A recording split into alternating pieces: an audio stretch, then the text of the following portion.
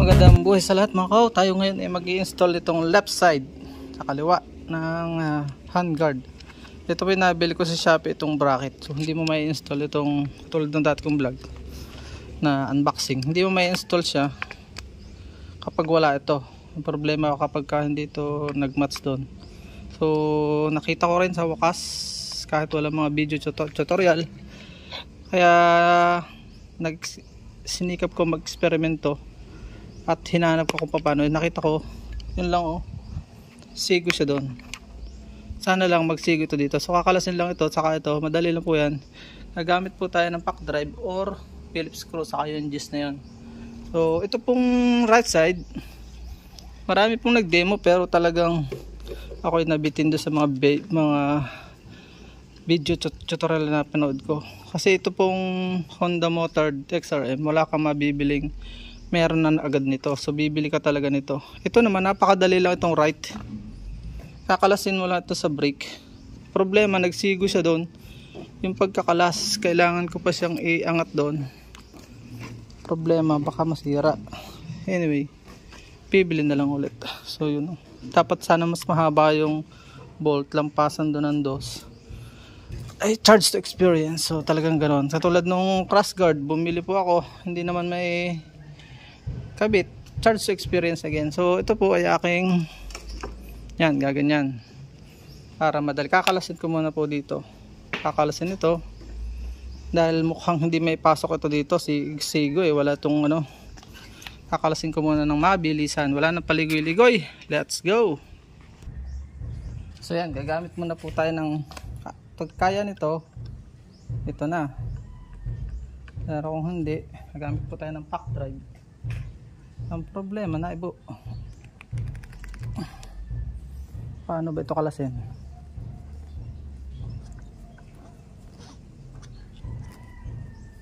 Mahirap kalasin ito. Gagamit siguro tayo ng pack drive. Mahirap. So tingnan natin dito sa pack drive kung kakayanin.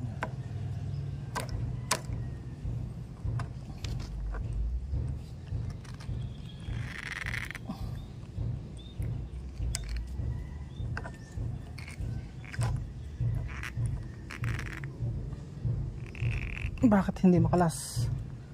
Yun lang.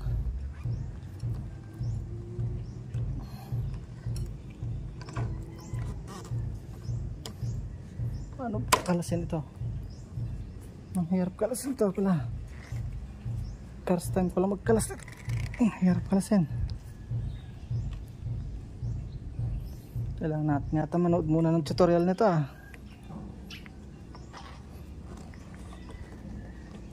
ikot lang pero hindi makalas.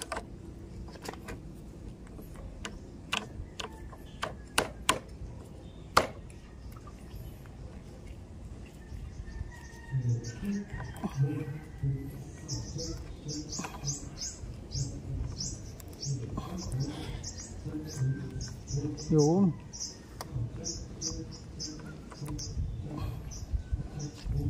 Ito mahirap pala ito.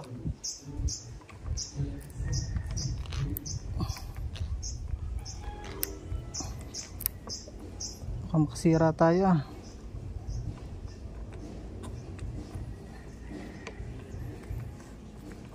Yun.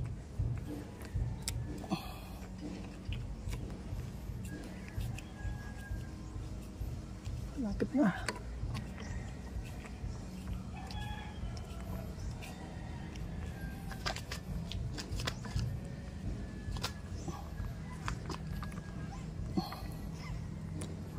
Ba't hindi makalas?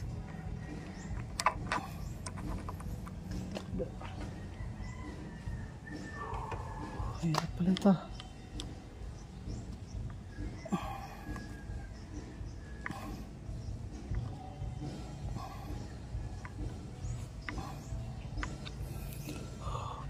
Hirap na ito. Impact drive pala kailangan nito nga. Tama itong akin. Kaso mo, try ko itong kalasin dito.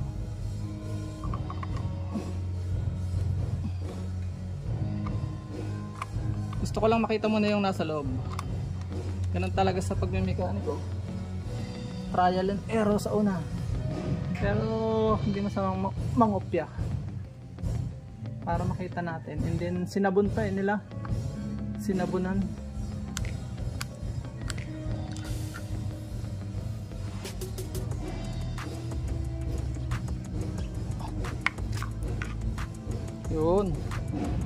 Yun, pwede nga, pwede. Tapos ang ginawa niya, ginano niya maganit, sasabunan. Yun, laruin muna natin ito ng impact drive. Tingnan natin kung ano mangyayari. Impact drive,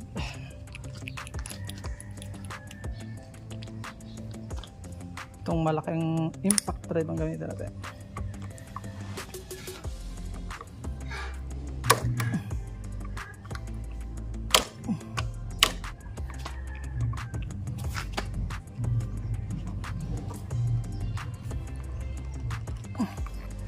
Tapos saka po natin gagalaw-galawin.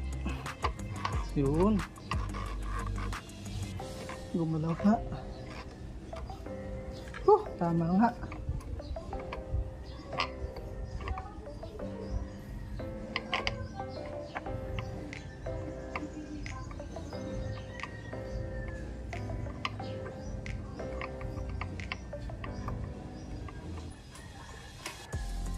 Kailangan po sundutin.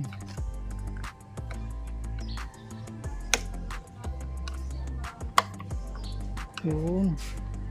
Tapos yung kabila ganun din.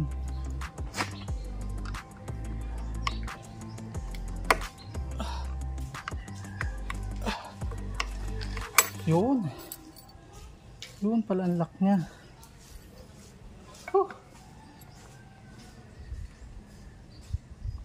Yun. Kaya pala nahihirapan ako. So yung nasira ay dito siya. Hindi na bale. Ganun lang pala. So, iba talagang may alam na masisira. So, anyway, masira lang yung gasket niya. Ito naman, hindi na ito kakalasin.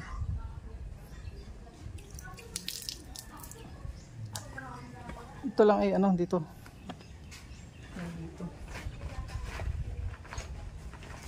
Kaya na nito ito.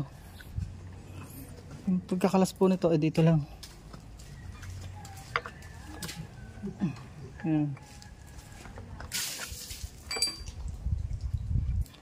Naharos tuloy yung goma.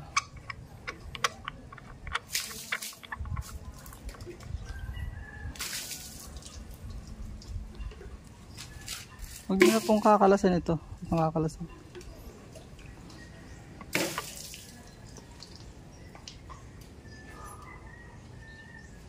Sayang itong gasket na to. Anyway, hindi naman maano yan. Huwag sanang masira. So papasok natin ito. Ito yung nakakabit na eh. In-install ko na agad. Pero para makita nyo, tatanggalin natin. Yan o, ganyan siya. Kaya bumili na lang kayo ng stainless na ganito. Stainless din yung washer. Tapos papasok natin ng papagano. Easy to install. Ang problem ay ito. Kailangan din kalasin.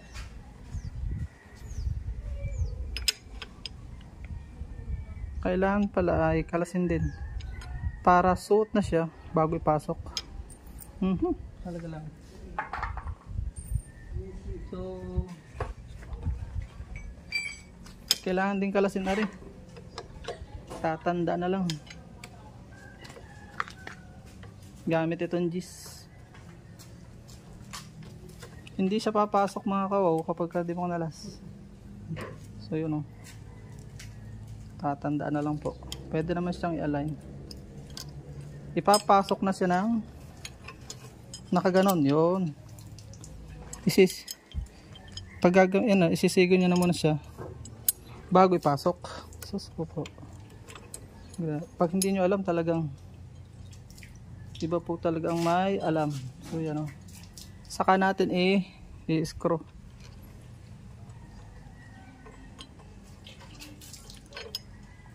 So yan.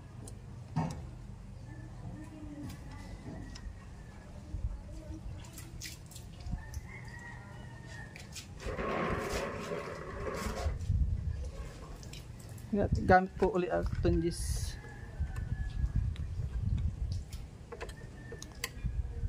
Lang sang pag naipit siya din sa gagalaw. Saka ko na sa gagalawin pagka sala yung ano. And then ibabalik ko na po yung handle.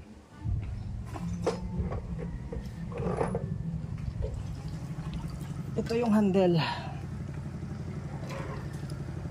Babalik ko na.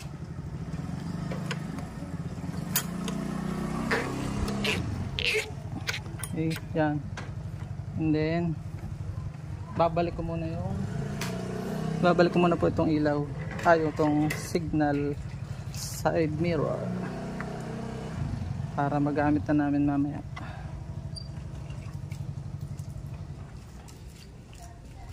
Dahan-dahan din ang babalik.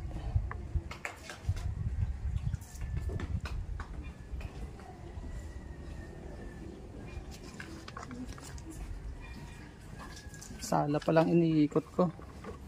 Kaya pala hindi pumasok. So pag hindi pantay, adjust ko lang po. Ayun siya. So yan. Ganyan siya. Pwede na siyang ipitin ngayon. So yan. So success. Kahit medyo nahirapan po ako. Tapos ito muna, ibabalik ko muna ito. Babalik natin ito. Kasama nung kanyang lock. Papasok yung lock. Pag nag-lock yun doon,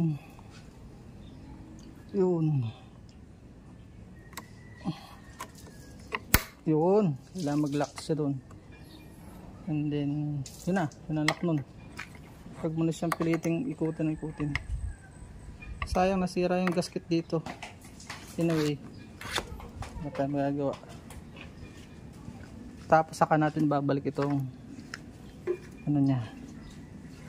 Punasan ko muna para wag kalawangin. Punasan muna po natin yung sinabunan. Anyway, hindi pa naman siya yung gasket lang yung medyo na damage. So babalik natin ang ayos to with screw. Lalagyan na lang po ng screw magkabila. Parehas lang naman ang screw niya.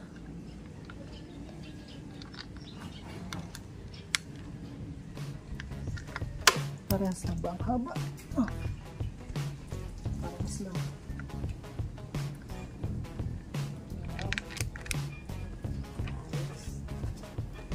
Napagtan niyo po? Wala siyang bracket. Ito, binilhan ko pa. Walang ganyan ng handguard. Lalagyan yun ako. Nakakapasmas pag naulan. So, ayan.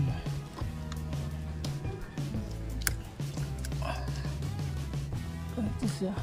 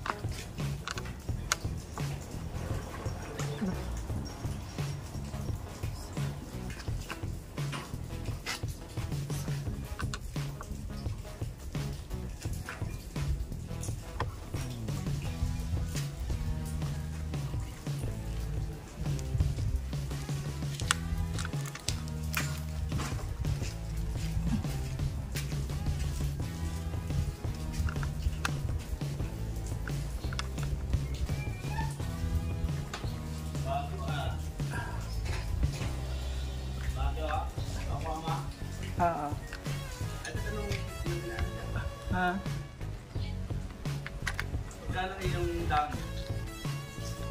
O kas? Kinas ko na. Ha? Kas na. Nakaano pala yun. Nakalive pala ikaw dyan.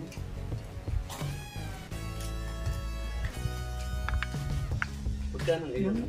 Ha? Magkano yun? Anong kas mo? Magkano? 70 plus. Oo.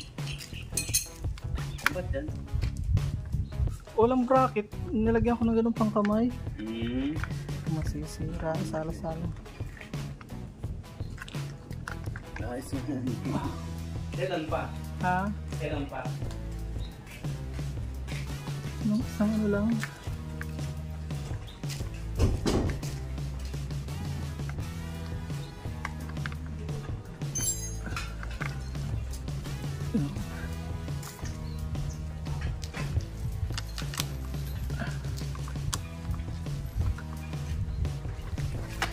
Meron po pala siyang lock sa ilalim, so hindi po pwedeng sumala.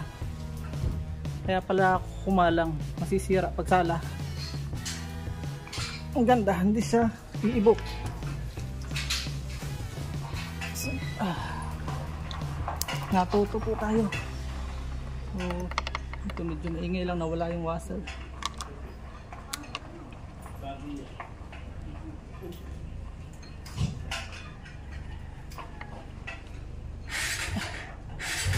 Yan.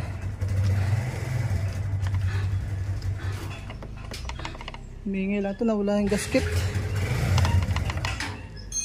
Bibilang ko na lang siguro po ng gasket ito. Ito yung nasira oh.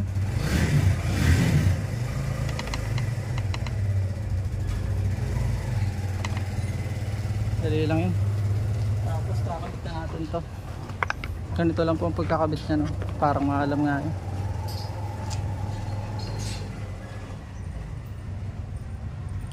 So shoot muna po natin. Lagyan natin ng washer para hindi siya umibo. Wala tayong mabili ng original na ano, yung mayroon ditong bewang. Kaya naghanap talaga tayo ng kasukat. Ilalim po dapat ito. Napahaba ng video natin sa pagkakamali na yun. Anyway, natuto po tayo. Tayong lahat ay natuto, pati ako. Kaya nga disclaimer, tayo po naman hindi expert, pero nag-aalam-alaman. Tayo po ay natututo. At nilagyan natin ng dalawang nut sa ilalim.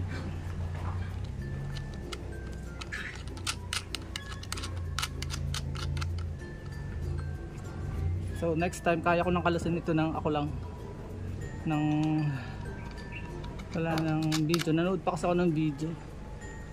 So yun o, kakalasin ko muna po ito. Kailangan dalawa eh. Mahirap, walang napigil dito sa kabila. Pigilan natin. Okay.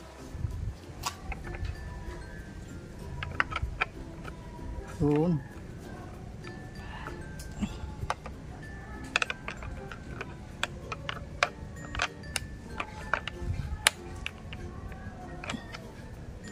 Ayos.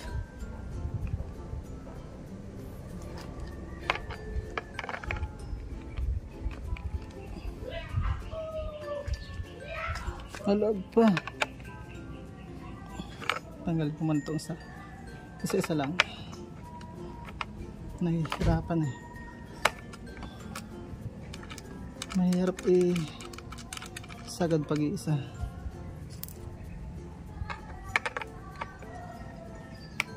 Yun.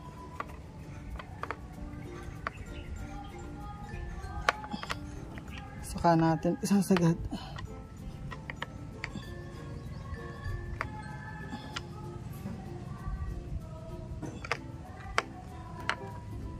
Ayos na. Pangsado namang sumagad. Yan, pumorma na siya. Hindi lang forma kasi ang habol ko po dito. Yung protection sa pasma. Itong washer na nasira, saka ako na siya. So yan. Lalak natin ito. Ayos. Yun, may natutunan po tayo. Hinapon na ako. Maraming salamat. Naway may natutunan kayo. Natuto rin po ako. Salamat sa pagsubaybay at sa pagkatapos ng video. Paalam and God bless. Maporma na siya oh. So ayan na po oh. Napahaba na tayo. So yan. Natapos din ang ating video tutorial. Paalam and God bless.